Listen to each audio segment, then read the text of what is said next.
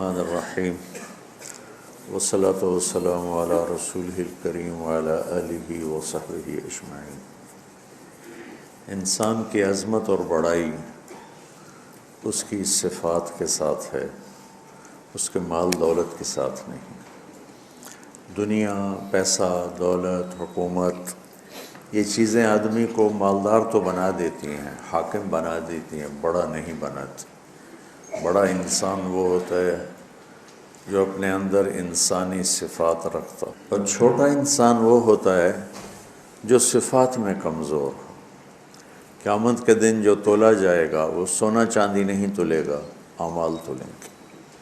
تو ایک انسان اچھا انسان بنے، کہاں سے پتہ چلے گا؟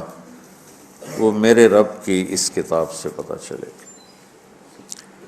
اور میرے محبوب صلی اللہ علیہ وسلم کی زندگی، فرمان، سیرت سے پتہ چلے گا کہ ایک مرد عورت کس طرح عظمتوں کی چوٹیوں کو چھو لے، اللہ کو راضی کر لے، دنیا میں اپنے آپ کو سکھ سکون سے رکھے۔ ہمارا علم غلط ہو گیا ہے، ہم نے ہر چیز کو پیسے سے جوڑ دیا ہے کہ بڑے آدمی بنو گے پیسہ بنا لو، بڑے آرام سے رہو گے پیسہ بنا لو، بڑی عزت ہوگی پیسہ بنا لو، بڑی شہرت ہوگی پیسہ بنا لو، بڑی خوشیاں ہوگی پیسہ بنا لو۔ یہ علم کا منبع غلط ہے، پوری دنیا میں یہ علم چھایا ہوا ہے۔ اللہ، اس کا رسول کہتا ہے اس کتاب کے مطابق زندگی بنا لو، مزے ہو جائیں گے، عزت بھی ملے گی، سب کچھ ملے گی۔ حضرت علی رضی اللہ تعالیٰ عنہ کا ارشاد ہے، من اراد عزا بلا عشیرہ وغنى بلا مال وحیبۃ بلا سلطان وجاہۃ بلا اخوان۔ جو آدمی عزت چاہتا ہو، خاندانی نہیں ہے، غنی بننا چاہتا ہو، پیسہ کوئی نہیں ہے، اپنا روب داب چاہتا ہو، طاقت کوئی نہیں ہے، اپنی وجاہت چاہتا ہو، پیچھے کوئی ووٹر سپورٹر کوئی نہیں، نعرے لگانے والے کوئی نہیں، کیا کرے؟ اور یہ چار چیزیں حدود کے اندر سب کو چاہیے، سب کی مطلوب ہے۔ مجھے عزت بھی چاہیے، اور مجھے کشادگی بھی چاہیے، تنگ دستی سے میرے نبی نے پناہ مانگی۔ مجھے اپنی ہیبت اور وجاہت بھی چاہیے۔ اگر یہ میں شریعت کی حدود کے اندر طلب کرتا ہوں تو اللہ کو بھی پسند ہے، اس سے جب باہر جاتا ہوں تو اللہ کو ناپسند ہے۔ تو حضرت علی نے کیا فرمایا کہ جو یہ چیزیں چاہتا ہے تو ایک کام کرے، فَلْيَخْرُجْ مِنْ ذُلِّ مَعْصِيَةِ اللَّهِ إِلَىٰ عِزِّ طَاعَةِ اللَّهِ، کہ اللہ کی نافرمانی والا راستہ ذلت کا راستہ ہے، وہ چھوڑ دے، اور اللہ کی فرما برداری والا راستہ عزت کا راستہ ہے، وہ اختیار کر لے۔ تو قرآن وہ پیغام ہے جو ہمیں عزت والا راستہ بتاتا ہے، قرآن وہ پیغام ہے جو ہمیں بلندیوں کا راستہ بتاتا ہے، اور قرآن وَهَذَا بَلَاغٌ لِلنَّاسِ، قرآن وہ پیغام ہے جو ہمیں عروج کا راستہ بتاتا ہے، جنت کا راستہ بتاتا ہے، جہنم سے بچنے کے طریقے بتاتا ہے، اللہ اس کے رسول کی بارگاہ میں قیمتی ہونے کا طریقہ بتاتا ہے، لوگوں کے دلوں پہ راج کرنے کا طریقہ بتاتا ہے، چین کی بنسری بجا کے سونے کا راستہ بتاتا ہے، گھروں کی معاشرت کو خوبصورت بنانے کا پوری دنیا میں کسی کے پاس نسخہ نہیں سوائے میرے رب کی اس کتاب کی۔ کتاب انزلناہ الیک لتخرج الناس من الظلمات الی النور۔ اور دکھ درد کی بات یہ ہے کہ امت نے قرآن چھوڑ دیا۔ یا رب ان قوم اتخذوا ھذا القرآن مہجورا۔ ھذا کے لفظوں جو طاقت ہے، یا اللہ ان کی گود میں پڑا تھا قرآن، ان کی جھولی میں پڑا ہوا تھا قرآن، اور انہوں نے اس سے مہجورا، ترا کو نہیں، متروکا نہیں، مہجورا۔ ہجرت کا کیا مطلب ہوتا ہے؟ چھوڑ کے چلے جانا، پھر لوٹ کے نہ آنا۔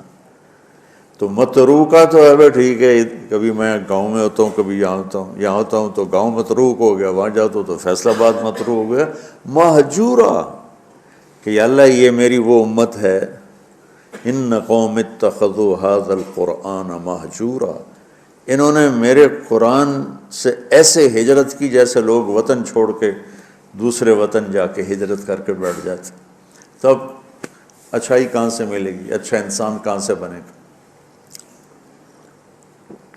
تو اللہ کا شکر ہے اس مہینے میں امت قرآن سنتی ہے، پڑھتی ہے، تو سارے قرآن کا اور 1 گھنٹے میں 25-26 دن میں اس کو تو احاطہ نہیں کیا جا سکتا، تو جو اس میں آیات میری سمجھ میں آتی ہیں کہ یہ بیان کر دی جائیں تو وہ میں لے کے آپ کے خدمت میں پیش کر دیتا ہوں۔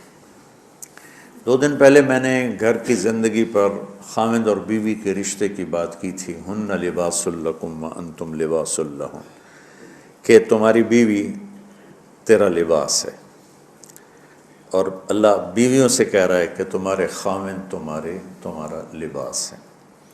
جتنا لباس خوبصورت ہوتا ہے اتنا انسان پرکشش ہو جاتا ہے، جتنا آپ اپنے لباس کی حفاظت دیں، بیوی کی حفاظت کرو گے، بیوی خاوند کی حفاظت کرے گی، یہ رشتہ پرکشش ہو جائے گا، خوبصورت ہو جائے گا۔ اس میں ایک بات رہ گئی تھی، وہ ہے نساؤکم حرث لکم، یہ اسی میں آتا ہے لیکن تھوڑا سا آگے جا کے آتا ہے، تو اس دن بات وہ اذا سالک عبادی میں چلی گئی، تو نساؤکم حرث لکم فاتوا حرثکم انا شئتم، اس کا مفسرین نے ایک ہی مطلب بیان کیا جو فاتوا حرثکم انا شئتم، لیکن چونکہ میں ذمہ دار ہوں مجھے حرث سے ایک مطلب سمجھ آئے، میرے پیشے کا لفظ ہے نا حرث، انتم کیا ہے وہ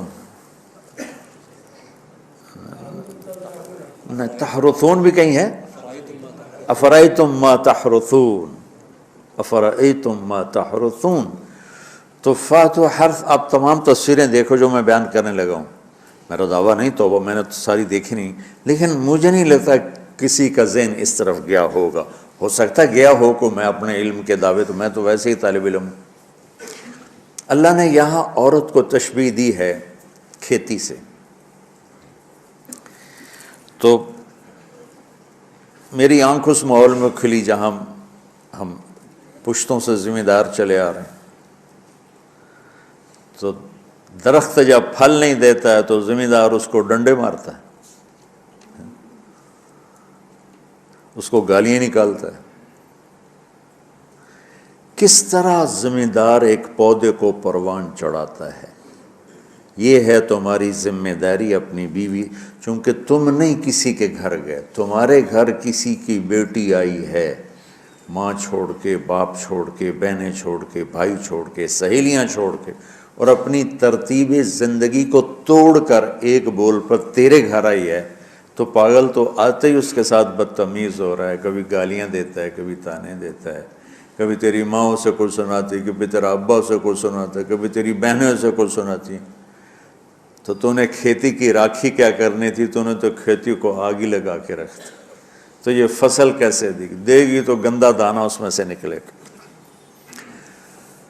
تو عورت کو اللہ تعالیٰ نے زمین سے تشبیہ تھی، اور اس سے آنے والی اولاد کو کھیتی سے اللہ تعالیٰ نے تشبیہ تھی، اور زمین سے کھیتی لینے کا ایک طریقہ ہے، ہل چلتا ہے، زمین نرم کی جاتی ہے، پانی لگتا ہے، پھر اسے اور نرم کیا جاتا ہے، پھر جڑی بوٹیوں کو صاف کیا جاتا ہے، اسے تیار کیا جاتا ہے، پھر اس میں دوبارہ ہل چلا کے بیج لگایا جاتا ہے، پھر اس بیج کی راکھی کی جاتی ہے، حفاظت کی جاتی ہے، جب وہ پانی مانگتا ہے پانی دیتے ہیں، چاہے رات کے 12 بجے بھی پانی کی ضرورت ہے وہ پانی پہنچ رہا ہوتا ہے، وہ کھاد مانگتا ہے کھاد دیتے ہیں، وہ گوڈی مانگتا ہے گوڈی دیتے ہیں، پھر اس میں گندی جھاڑیاں پیدا ہوتی ہیں تو ہم الگ مزدور لگا کر ان گندی جھاڑیوں کو نکالتے ہیں، اور اب سپرے آ گئے ہیں کہ سپرے کرو تو صرف وہ گندی جو بوٹیاں ہیں وہ مر جاتی ہیں،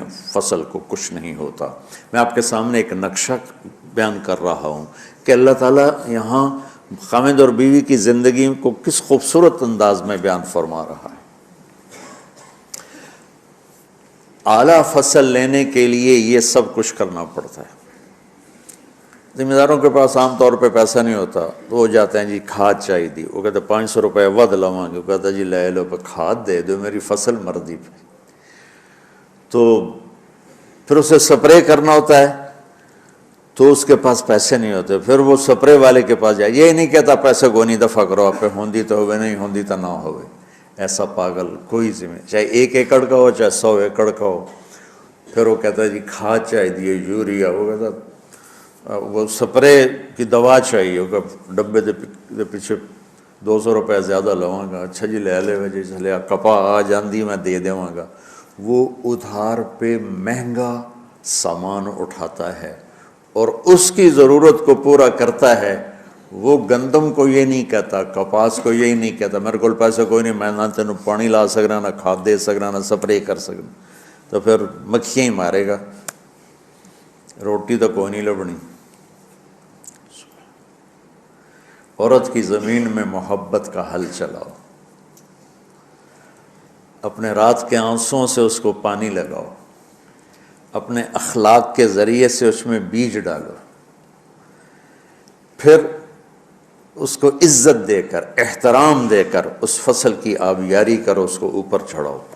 اس میں جو گندی جھاڑیاں ہو گئی، کبھی یہ ادھر سے گندا آئے گا، کبھی ادھر سے گندگی آئے گی، کبھی ساس کی طرف سے، کبھی سسر کی طرف سے، کبھی بہنوں کی طرف سے، کبھی لڑکی کے ماں باپ کی طرف۔ بعض لڑکی کے ماں باپ ایسے بے وقوف ہوتے ہیں کہ اپنی بیٹیوں کا گھر اجاڑ دیتے ہیں، شادی کرنے کے بعد بھی بیٹی کو اپنے حکم پر چلانے کی کوشش کرتے ہیں، تو خاوند کہاں برداشت کرتا ہے؟ شادی کے بعد بیوی پر ماں کا حق نہیں ہے، باپ کا حق نہیں ہونے کا مطلب ہے کہ پہلے اب خاوند کا حق ہے، پھر ماں باپ کا حق ہے۔ ماں کچھ کہے، خاوند کچھ کہے تو اسے خاوند کی اطاعت کرنی ہے، ماں کی نہیں، ماں کی نہیں۔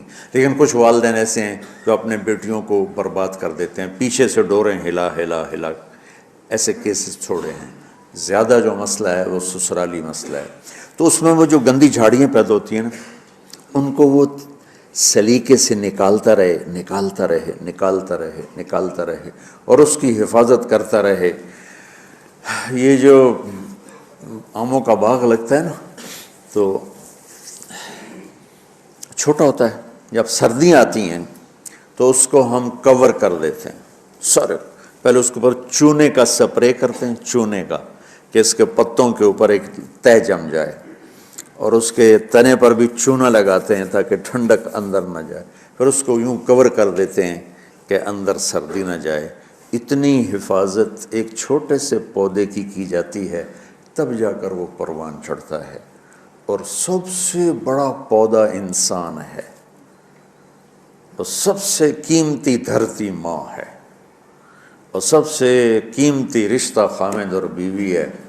اور آج کے خاوند بیوی کو ماں کی گالیاں نکال رہے، بہنوں کی گالیاں نکال رہے، جیسے وہ خرید کے کسی لونڈی کو خرید کے لیں، کسی کی بیٹی ہے تو کھیتی، تم لوگ دورے والے اب جا رہے ہو، تمہاری شادیاں ہو گئیں، تو اللہ کے واسطے بچوں بدتمیز نہ بننا اپنی بیویوں کے ساتھ، یاد رکھنا میری باتوں کو۔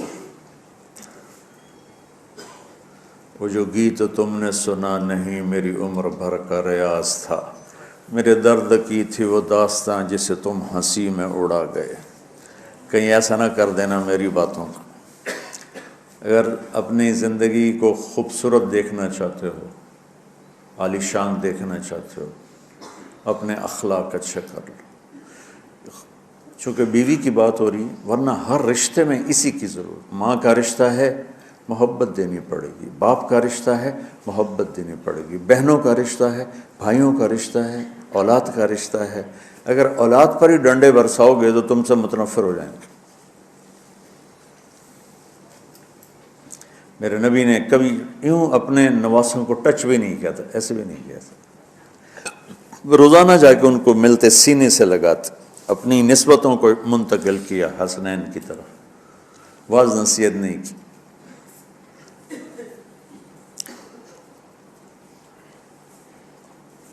بہت سے بچے علماء کے، تبلیغ والوں کے، نیک لوگوں کے ضائع ہو گئے کہ بچے کا ذوق نہیں دیکھا، بس حافظ بنانا ہے، عالم بنانا ہے، حافظ بنانا ہے، عالم بنانا ہے۔ بناؤ حافظ، بناؤ عالم، پہلے ذوق دیکھ لو، اگر نہیں ہے تو اچھا مسلمان بناؤ، یہی کافی ہے۔ اگر زبردستی چلایا تو وہ بچہ نہ دین کا رہے گا، نہ دنیا کا رہے گا، نہ مدرسے کا رہے گا، نہ تبلیغ کا رہے گا۔ یہ لاکھوں مثالیں میرے سامنے ہیں۔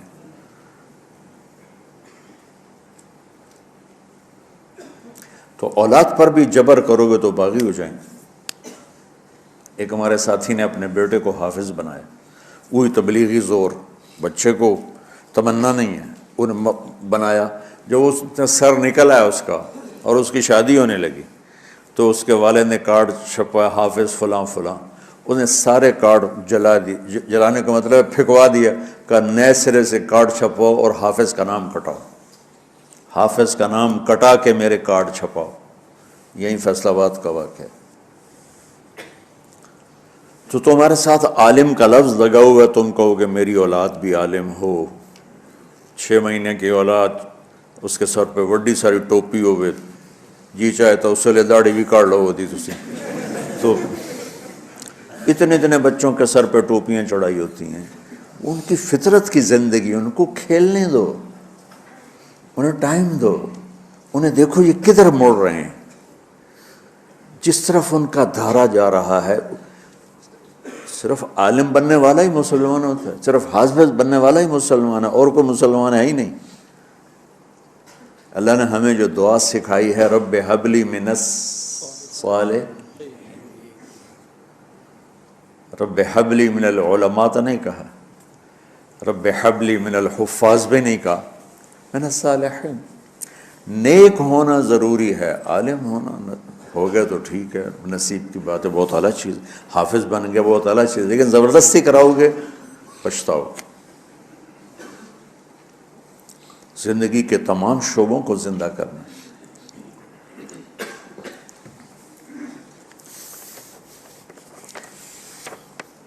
ایک اور آیت سورۃ آل عمران کی ہے، یہ سارے دین کی روح ہے، اور یہ دین کا مرکزی نقطہ ہے، مرکزی نقطہ۔ جیسے گاڑی ہوتی ہے نا، اس کا بیلنس کیا جاتا ہے تو پھر وہ صحیح چلتی ہے۔ اس کا ایک نقطہ ہوتا ہے، اس پر آ کر چاروں ٹائروں کو ایک جیسے زاویے پر جمع کرنا ہوتا ہے، پھر وہ صحیح چلتی۔ اگر وہ بیلنس آؤٹ ہو جائے تو وہ سوزوکی ہو یا لینڈ کروزر ہو، وہ سیدھی نہیں چلے گی، کبھی یوں ہو جائے گی، کبھی یوں ہو جائے گی، کبھی یوں، وہ خود بھی تھکے گی اور مسافر کو بھی تھکائے گی۔ تو ہر چیز کا سینٹر پوائنٹ جب صحیح ہوتا ہے تو وہ چیز صحیح چلتی ہے۔ اسلام کا جو مرکزی نقطہ اور پوائنٹ ہے وہ نرمی ہے، شدت نہیں، وہ نرمی ہے، وہ عبادات اور باقی ساری چیزیں اپنی اپنی جگہ پر، لیکن ان سب کو جوڑنے والی جو چیز ہے وہ نرمی ہے۔ یہ میں نے کہاں سے لیا؟ میں ایک دفعہ جا رہا تھا پاناما، تو سورہ کہف کو دیکھ کے پڑھ رہا تھا، ویسے مجھے یاد ہے میں دیکھ کے پڑھ رہا تھا۔ تو جب میں وَلْيَتَلَطَّفْ پر پہنچا تو حاشیے میں لکھا تھا نصف القرآن۔ تو میں ایسی تھوڑی دیر سوچ میں پڑا کہ یہ اللہ تو قادر ہے، یہاں کوئی لفظ لا سکتے تھے اللہ تعالیٰ، یہ کیوں لائے وَلْيَتَلَطَّفْ؟ حد سے زیادہ نرمی کا معاملہ کرنا۔ وہ جو روٹی لینے میں گیا ترکی میں، ترسوس ایک جگہ ہے جہاں اردن والے بھی دعویٰ کرتے ہیں کہ یہاں تھے اصحاب کہف، میں نے وہ بھی دیکھا ہے، اور ترکی والے بھی کہتے ہیں میں نے وہ بھی دیکھا ہے۔ تو ترکی والا قرآن کی تعبیر سے زیادہ جوڑ کھاتا ہے، اردن والا جوڑ نہیں کھاتا ہے۔ تو اس کا وَلْيَتَلَطَّفْ، اے بھائی کوئی بھاؤ تاؤ کے چکر میں نہ پڑنا، بڑی نرمی سے پیار محبت سے روٹی لے کے آجا، بھوک لگی۔ اور صیغہ مبالغے کا ہے، تلطف، تفاعل، مبالغہ اور تکلف۔ تو تمہارے اندر اگر سختی ہے پھر بھی تم با تکلف نرمی کرو، تمہارے اندر شدت ہے پھر بھی اپنے اوپر نرمی طاری کرو۔ تو یہاں سے مجھے یہ بات سمجھ میں آئی کہ پوری شریعت کا سینٹر پوائنٹ قرآن ہے، اور قرآن کا سینٹر پوائنٹ نرمی ہے، وَلْيَتَلَطَّفْ۔ اب ہمارے ڈانٹ ڈپٹ کو بزرگی سمجھا جاتا، ڈانٹ ڈپٹ کو تربیت سمجھا جاتا، استاد شاگرد کو ڈانٹ رہے ہیں، پیر مریدوں کو ڈانٹ رہے ہیں، امیر مامور کو ڈانٹ رہے ہیں، والدین اولاد کو ڈانٹ رہے ہیں، اور میرا اللہ کہہ رہا ہے نرمی۔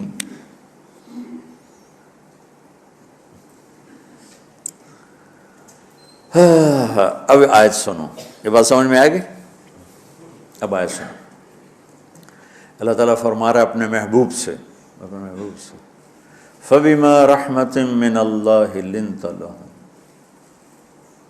وَلَوْ كُنْتَ فَظًّا غَلِيظَ الْقَلْبِ لَانفَضُّوا مِنْ حَوْلِكَ فَاعْفُ عَنْهُمْ وَاسْتَغْفِرْ لَهُمْ وَشَاوِرْهُمْ فِي الْأَمْرِ فَإِذَا عَزَمْتَ فَتَوَكَّلْ عَلَى اللَّهِ إِنَّ اللَّهَ يُحِبُّ الْمُتَوَكِّلِينَ۔ لِنْتَ لَهُمْ بِرَحْمَةِ اللَّهِ، یوں ہونا چاہیے، جو نحو کا قاعدہ ہے، فعل پہلے ہوتا ہے، اس کے متعلقات بعد میں ہوتے ہیں، تو لِنْتَ لَهُمْ بِرَحْمَةِ اللَّهِ، آپ اللہ کی رحمت سے نرم ہو کے اپنی امت کے لیے۔ لیکن اللہ تعالیٰ نے فَبِمَا، اللہ نے اپنے نبی پر جتنے احسان قرآن میں بتلائے ہیں، أَلَمْ يَجِدْكَ يَتِيمًا فَآوَى وَوَجَدَكَ ضَالًّا فَهَدَى وَوَجَدَكَ عَائِلًا فَأَغْنَى أَلَمْ نَشْرَحْ لَكَ صَدْرَكَ وَوَضَعْنَا عَنْكَ وِزْرَكَ الَّذِي أَنْقَضَ ظَهْرَكَ وَرَفَعْنَا لَكَ ذِكْرَكَ إِنَّا أَعْطَيْنَاكَ الْكَوْثَرَ هُوَ الَّذِي أَيَّدَكَ بِنَصْرِهِ وَبِالْمُؤْمِنِينَ۔ اب قرآن میں دیکھو، وَكَانَ فَضْلُ اللَّهِ عَلَيْكَ كَبِيرًا، اللہ نے قرآن میں اپنے نبی پر جو احسان کیے وہ بتائے اور جتلائے کہ ہم نے آپ کے ساتھ یہ کیا، یہ کیا، یہ کیا، یہ کیا۔ یہ احسان جیسے اللہ نے بتایا ہے نا اپنے نبی کو، یہ احسان نرمی والا جس طریقے سے بتایا، اس طریقے سے کسی احسان کو ذکر نہیں کیا۔ فَبِمَا، میرے ہاتھوں کو دیکھو، ہم جب کہتے ہیں بہت بڑا، اس سے آگے تو ہمارے ہاتھ نہیں جاتے نا۔ تو میرا ایک بھتیجا تھا، تو دیر سے بولا، جب وہ گاڑی پہ ہوتا تو ہم کہتے کس چیز پر آئے ہو، تو وہ یوں کرتا، اور جب وہ بس پہ آتا تو کہتا ایسے ایسے کرتا، ایسے ایسے، کہ بھئی بس بڑی ہوتی ہے نا تو اس کا یوں اشارہ کرتا، اور گاڑی چھوٹی تو اس کا یوں اشارہ کرتا۔ تو فَبِمَا،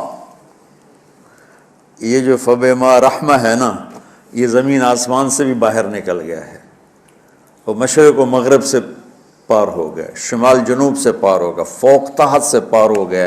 اللہ تعالیٰ فرما رہا ہے میرے محبوب، میری اتنی بڑی رحمت آپ پر آئی جس کو آپ کے رب کے سوا کوئی نہیں جانتا، اور پھر آپ نرم ہو گئے، نرم ہو گئے۔ ان اللہ لا یعطی علی الرفق ما لا یعطی علی العنف، اللہ جو نرمی پہ دیتا ہے وہ سختی پہ نہیں دیتا۔ لو کان الرفق خلقا لما رأى الناس خلقا احسن منہ، نرمی کی کوئی شکل ہوتی تو اس سے حسین کائنات میں کوئی شکل نہ ہوتی، جنت کی حور سے بھی اعلیٰ شکل ہوتی۔ وَلَوْ كَانَ الْعُنْفُ خَلْقًا لَمَا رَأَى النَّاسُ خَلْقًا أَبْغَضَ مِنْهُ، اور اگر بد اخلاقی کی، سخت مزاجی کی کوئی شکل ہوتی تو وہ شیطان سے بھی زیادہ خوفناک ہوتی۔ امام اسماعیل رحمۃ اللہ علیہ بڑے علامہ گزرے ہیں اور قرآن کی بڑی خدمت کی ہے، لغت کے لحاظ سے تھے انتہائی بدصورت، کوڑا سیاہ اور حبشی ٹائپ۔ کہنے لگے زندگی میں کبھی دھوکہ نہیں کھایا، سوائے ایک دفعہ ایک لڑکی نے مجھے ایسا بیوقوف بنایا کہ میرے 14 طبق روشن کر دیے، کہ میں جا رہا تھا تو ایک خوبصورت لڑکی نے مجھے مسکرا کے اشارہ کیا، کہنے لگے بھائی کوئی میرے اوپر بھی عاشق ہے، تو میں اس کے پیچھے چل پڑا، وہ آگے آگے میں پیچھے پیچھے، وہ آگے آگے میں پیچھے پیچھے، بازاروں میں چلتے چلتے ایک مصور کی دکان پہ پہنچے تو اس نے مصور سے یوں اشارہ کیا اور آگے چلی گئی۔ وہ آگے چلی گئی تو میں حیران ہو گیا، بھی میں نے کہا بھائی یہ کیا چکر ہے؟ کہا جی یہ بچی کل میرے پاس آئی تھی کہ مجھے شیطان کی فوٹو بنا کے دو۔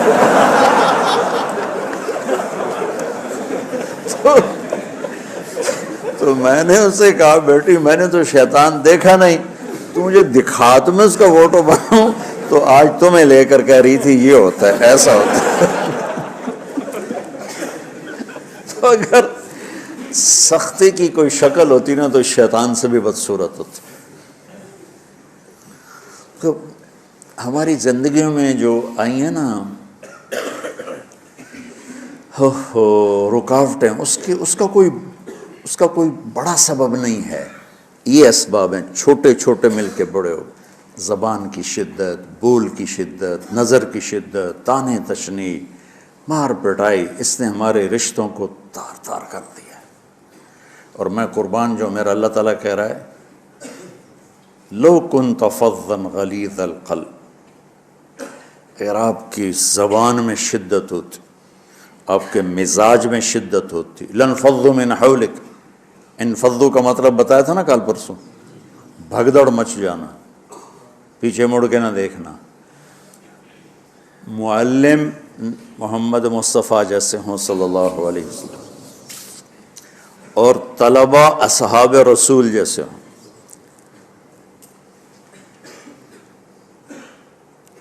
محمد الرسول اللہ، سورہ فتح اللہ نے یوں ایک آیت محمد الرسول اللہ والذین معہ، یہاں محمد اللہ کے رسول ہیں، یہ دعویٰ ہے، کہ یہ میرے رسول ہیں۔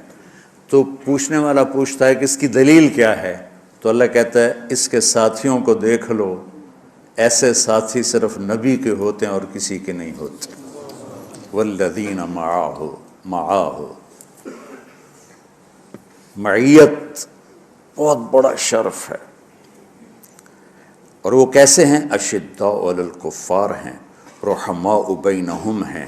وہ کیسے ہیں؟ تراہم رکعا سجدا، کوئی سجدوں میں گڑ گڑا رہا، کوئی رکوع میں گڑ گڑا رہا۔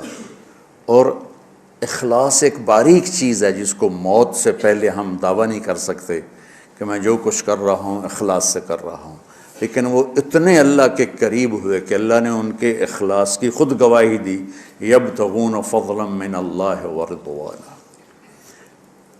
میں صرف قرآن سے صحابہ کو بتا رہا ہوں، تتجافى جنوبهم عن المضاجع يدعون ربهم خوفا وطمعا۔ میرے نبی کے ساتھ چلنے والے صحابہ کیسے ہیں؟ راتوں کو اٹھ اٹھ کے روتے ہیں، بستروں سے جدا رہتے ہیں۔ کیسے ہیں؟ كانوا قليلا من الليل ما يهجعون، رات کو بہت تھوڑا سوتے ہیں۔ وبالاسحار هم يستغفرون، اور پھر سحری کے وقت توبہ استغفار کرتے ہیں۔ یہ کیسے ہیں؟ یؤثرون علی انفسہم ولو کان بہم خصاصہ، خود بھوکے رہ کر یہ اوروں کو کھانا کھلاتے ہیں۔ یہ کیسے ہیں؟ لقد رضی اللہ عن المؤمنین اذ یبایعونک تحت الشجرہ فعلم ما فی قلوبہم۔ یہ کیسے ہیں؟ یہ قرآن صرف بتا رہا ہے کہ صحابہ، آخری بات درجہ بندی کی، لا یستوی منکم من انفق من قبل الفتح وقاتل۔ میرے محبوب آپ کے صحابہ کی دو ہیں جماعتیں، ایک وہ ہیں جو فتح مکہ سے پہلے ایمان لائے، اور ایک وہ ہیں جو فتح مکہ اور اس سے آخر تک ایمان لائے۔ یہ جو بعد والے ہیں نا، یہ پہلے والوں کے برابر نہیں ہو سکتے، اللہ نے فرق مراتب رکھا ہے۔ لیکن ایک وعدہ میرا آپ کے ساتھ ہے، کیا وہ کیا ہے؟ کلن وعد اللہ الحسنی، میرا وعدہ ہے آپ کے ہر صحابی کو جنت دوں گا، ہر صحابی کو جنت دوں گا۔ اور یہ پہلی جماعت ہے جن کی حمایت میں قرآن اترتا تھا۔ اور ایک عجیب ہے کہ ایک لفظ قرآن کا، ایک لفظ، ایک آیت اتری، لا یستوی القاعدون من المؤمنین والمجاہدون فی سبیل اللہ۔ یہ آیت ایسی اتری جیسے میں نے پڑھا ہے کہ اللہ کے راستے میں جہاد کرنے والے اور گھر بیٹھنے والے برابر نہیں ہو سکتے۔ ٹھیک، عبداللہ بن ام مکتوم نابینا صحابی ہیں، انہوں نے جب آیت سنی کہا یا اللہ یہ کیا کیا؟ وہ میں انا محتاج، میں کتوں جا کے جہاد کرنا ہے، میرے لیے تو گنجائش دے۔ سبحان اللہ، یہ کیسے لوگ تھے جبریل دوڑے آئے اور وہی کیا لائے؟ ایک لفظ، صرف ایک لفظ کہ یا رسول اللہ، اللہ فرما رہے ہیں کہ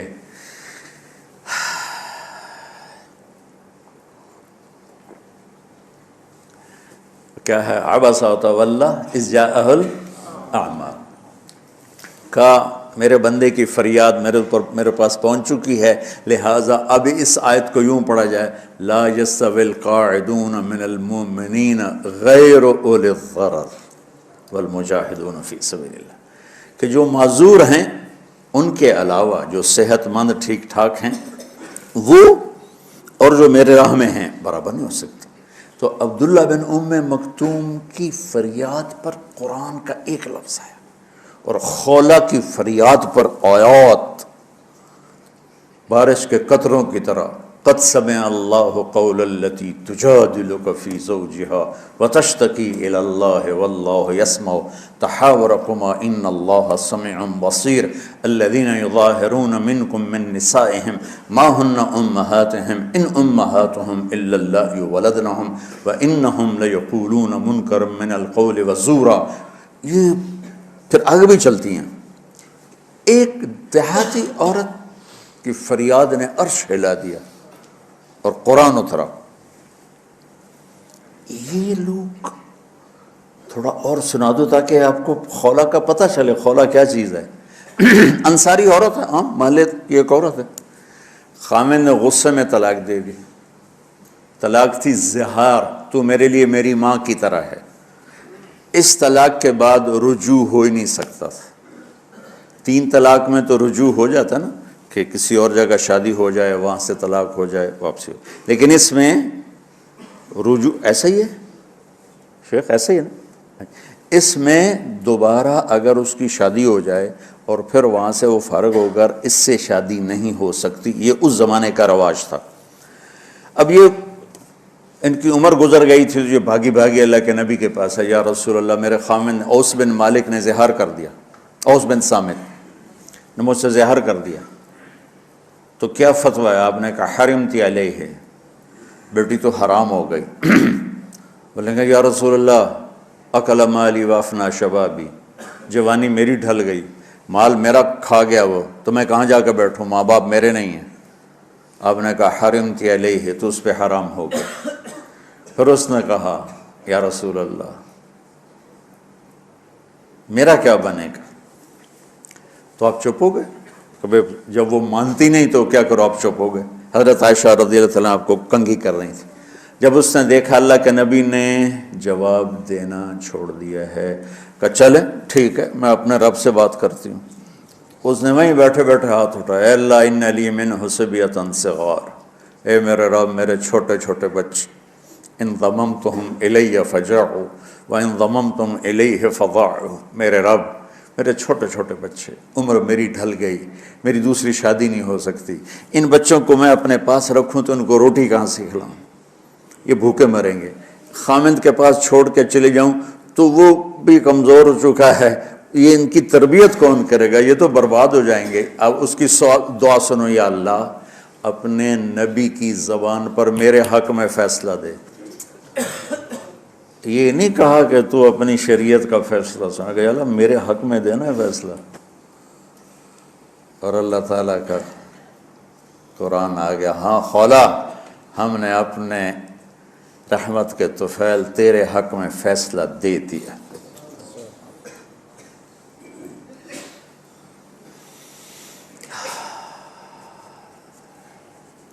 اتنے بڑے مقام کے لوگ، لفظ کیا آ رہا ہے، لن فضوا من حولی، یہ آپ کو چھوڑ کے بھاگ جاتے۔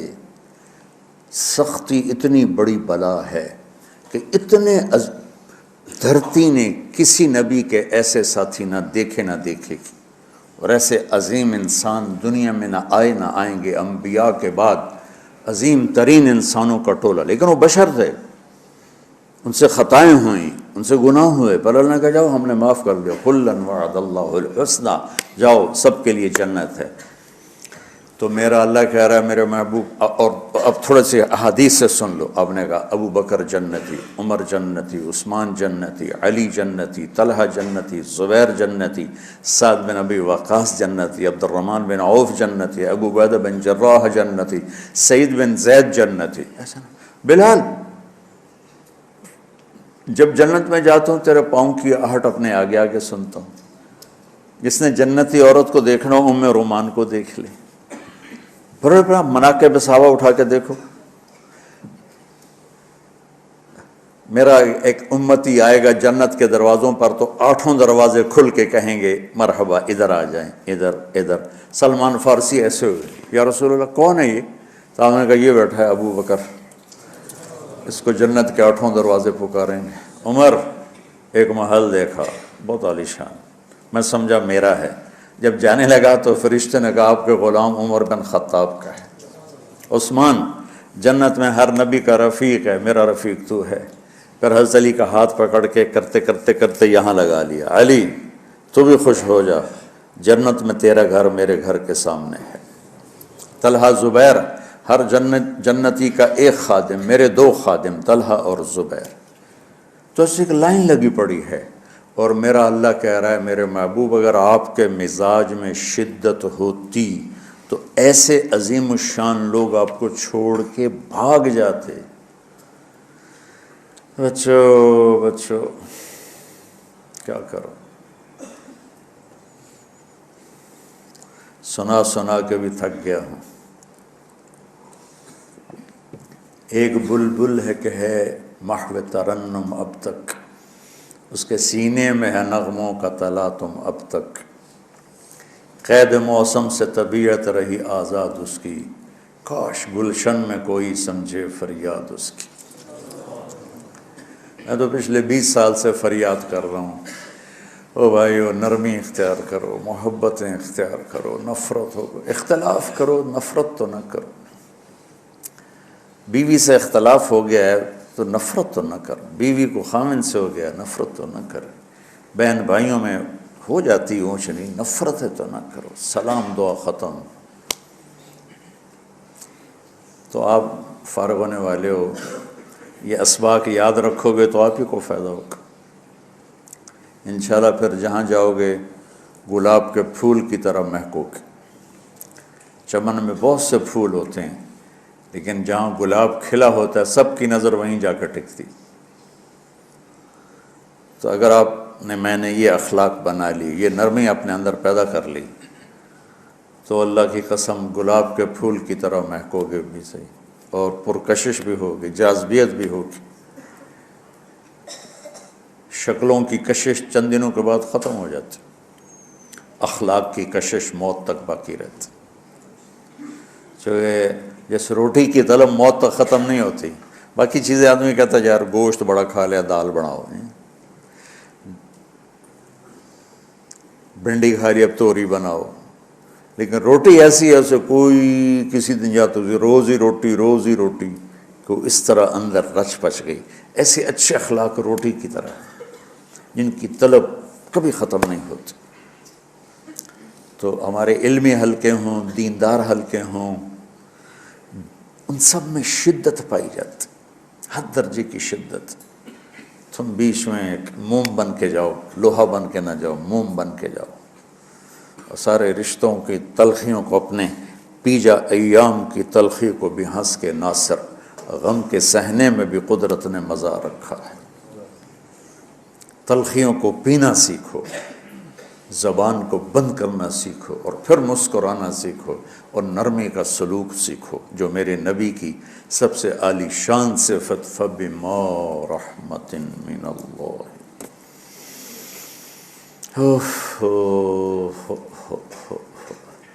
یہ واقعہ پتہ کب کا ہے؟ جب احد کی لڑائی میں شکست ہو گئی نا، تو کافی سارے صحابہ میدان چھوڑ کے دوڑ گئے۔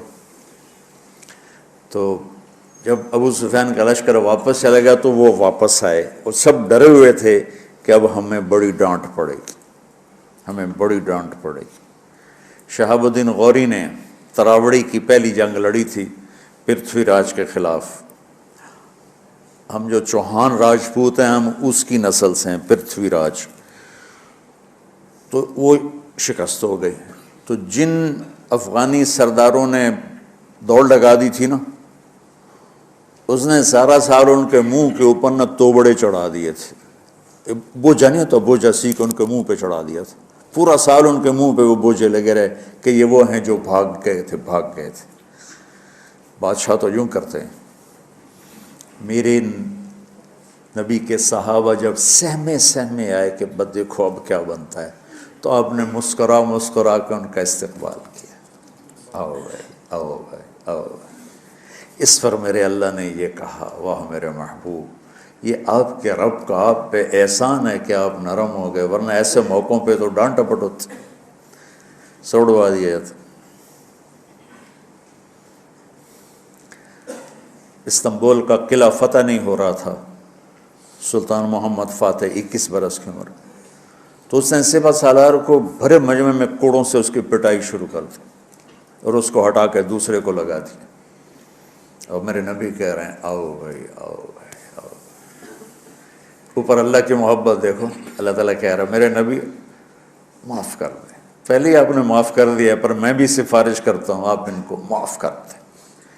اور آگے کہتے ہیں وَاسْتَغْفِرْ لَهُمْ، اور آپ مجھے بھی کہیں کہ میں بھی معاف کر دوں۔ کیا لوگ تھے کہ جن کے بارے میں اللہ کہہ رہا ہو مجھے کہو میں ان کو معاف کر دوں۔ سبحان، ایسے عظیم لوگ بھی شدت برداشت نہ کر پاتے۔ بھائیو میری فریاد سمجھو اللہ کے واسطے، نرمی اختیار کرو، نرمی اختیار کرو، نرمی اختیار کرو۔ سختی کے بغیر جی کام نہیں چلتا ہے، ارے یہ بکواس ہے، تمہارے نفس کی شرارت ہے۔ میرے نبی فرما رہے ہیں نرمی پہ جو اللہ کرتا ہے وہ سختی پہ نہیں کرتا ہے۔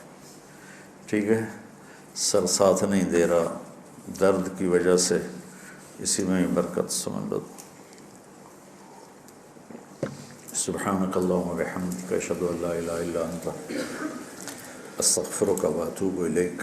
اللہم انا نسألک من خیر ما تعلم ونعوذ بک من شر ما تعلم ونستغفرک لما تعلم انک علام الغیوب برحمتک۔